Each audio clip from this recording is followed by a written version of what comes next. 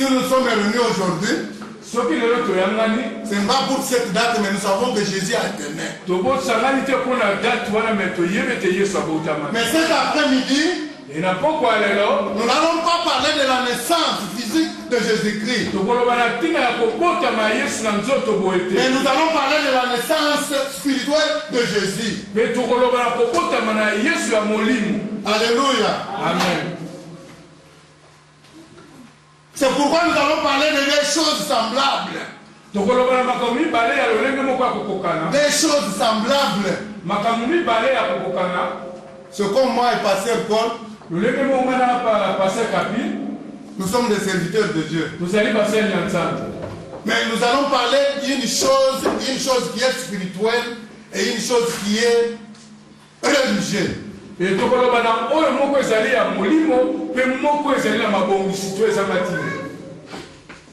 Notre thème de cet après-midi sera intitulé Interpellation.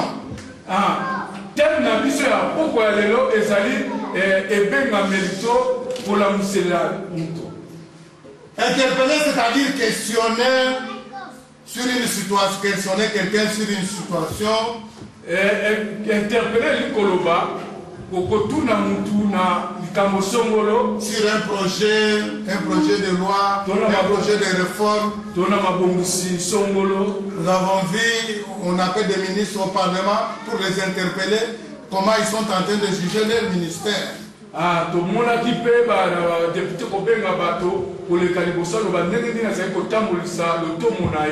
Mais j'aimerais que cet après-midi, après mon intervention, que chacun de nous se pose la question: qui suis-je? Que chacun de nous s'interpelle lui-même: qui suis-je? Si Jésus venait aujourd'hui. Alléluia. Amen. Disons la Bible dans Matthieu 13.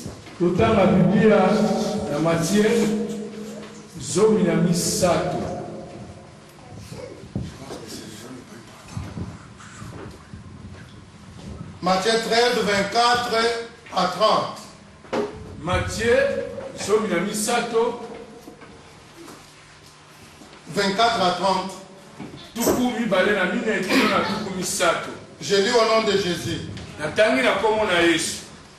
Il leur proposa une autre parabole et il dit: le royaume des cieux est semblable à un homme qui a semé une bonne semence dans son champ. Mais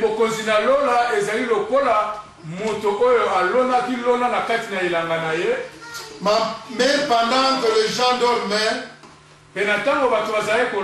son ennemi vint, s'est mal délivré parmi le bleu et s'en alla. Lorsque l'herbe eut poussé et donné des fruits, l'ivraie parut au-dessus. Le serviteur du maître de la moisson vint lui dire: Seigneur, n'as-tu pas semé une bonne semence dans ton champ? D'où vient donc qu'il y a des livraies? Il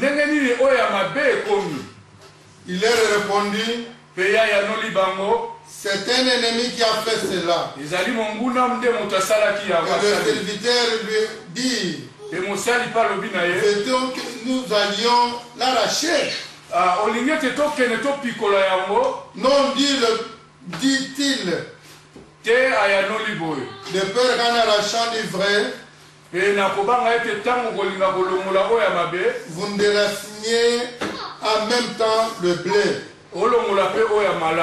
Laissez croître ensemble l'un et l'autre jusqu'à la moisson. Et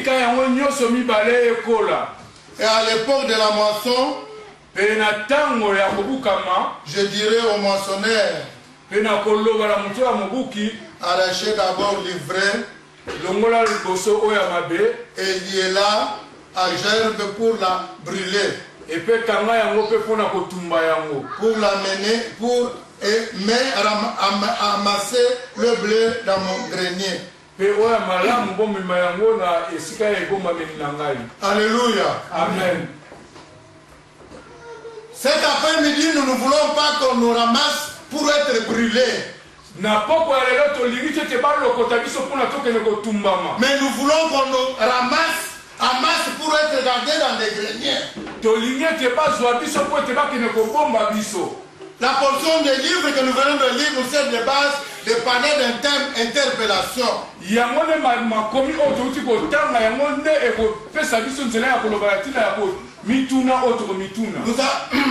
Nous allons parler de deux choses semblables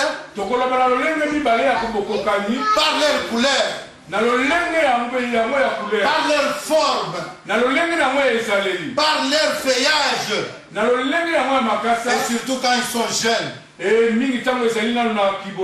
C'est pourquoi nous avons évoqué cette parabole des livrets et le bleu. Les deux choses attendent la moisson. Comme toi et moi, nous attendons le jour du Seigneur. Ce qui me frappe dans cette parabole, c'est que Christ dit: laissez les deux croître ensemble. Laissez les deux croître ensemble. Laissez le jour de la différence arrive. Bientôt le jugement arrive. Pour différencier celui qui avait l'extérieur et non l'intérieur. Alléluia. Amen. Les deux arbres ont la même forme, la même couleur sur l'extérieur.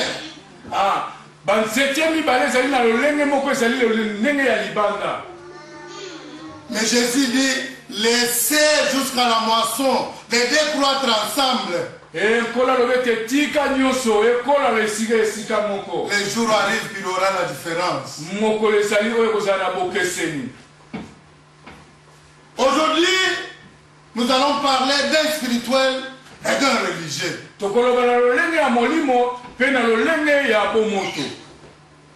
Les deux sont dans l'église comme toi, comme moi maintenant. Y a-t-il une différence entre le fait d'être un spirituel et être un religieux? Y a-t-il réellement une ligne de démarcation entre le fait d'être un spirituel et le fait d'être un religieux?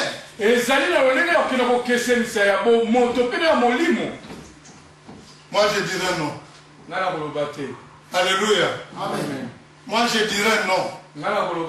Non, pourquoi? Parce que il est difficile de distinguer l'un à l'autre.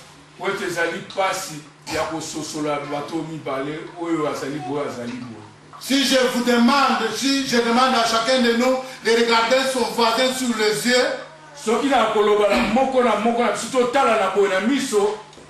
personne ne saura pas dire celui-ci est spirituel, celui-ci est religieux.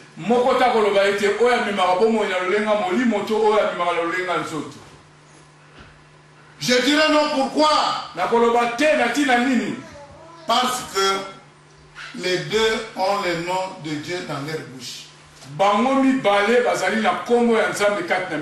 Alléluia. Amen. Tout le monde à l'église parle de Dieu. Ils sont toujours dans les lieux des églises comme toi et moi cet après-midi.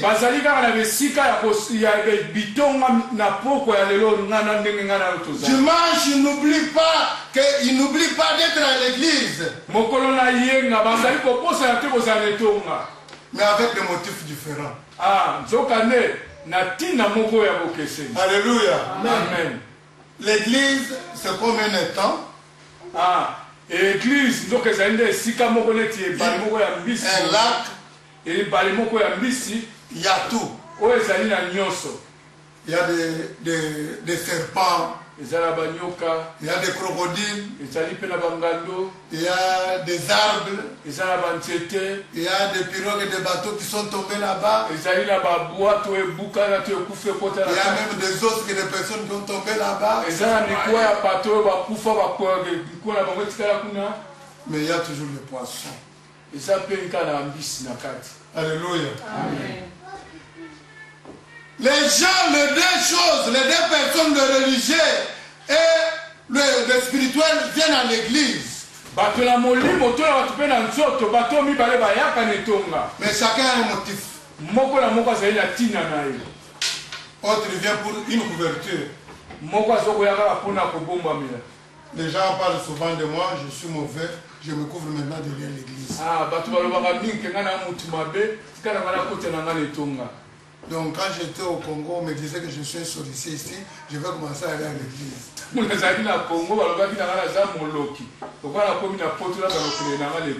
Non, je vais dans cette église, il y a une jolie soeur que je vais prendre en mariage.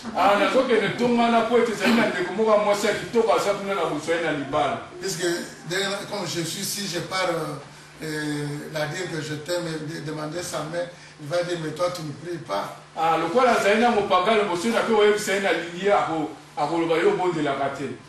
Mais il y a encore des gens qui viennent pour la destruction de l'église. Alléluia. Amen. Il décide, il dit, moi je vais partir là-bas pour que cette église puisse être détruite. Il a sa mission. Et l'ivraie et le bleu, et le spirituel et le religieux posent les mêmes actes. Ils dansent à la gloire de Dieu. Ils écoutent la parole de Dieu. Ils disent Amen. C'est la vérité. Ils donnent des offrandes. Mais comment faire la différence de l'un de l'autre? Alléluia. Amen. Comment faire la différence de l'un et de l'autre? Ils acceptent d'être baptisés au nom de Jésus. Ils peuvent même devenir responsables dans l'église. Comment faire la différence? Jésus-Christ avait compris cette difficulté. C'est pour cela qu'il enseigna la parabole du vrai et du blé. Les botanistes disent quand les deux poussent ensemble, il n'y a pas moyen de les distinguer. Ils sont semblables. Mais cet après-midi, moi je vais te dire une chose. S'il y a difficulté de les distinguer, il y a aussi possibilité de connaître la différence. Alléluia. Amen. Il y a possibilité de connaître la différence. Et nous allons connaître cette différence par les fruits. Cette différence, nous allons les connaître par leurs œuvres. Alléluia. Amen. Je donne un exemple. Les deux vrais jumeaux. Quand vous les voyez, vous ne saurez pas comment les distinguer. Mais quelqu'un qui est souvent avec eux, il peut les différencier par même la voix. Il y a même des signes particuliers de chacun d'eux. Même s'ils se couvrent, on peut reconnaître que celui-ci c'est membre, d'autres c'est chapeau. Alléluia. Amen.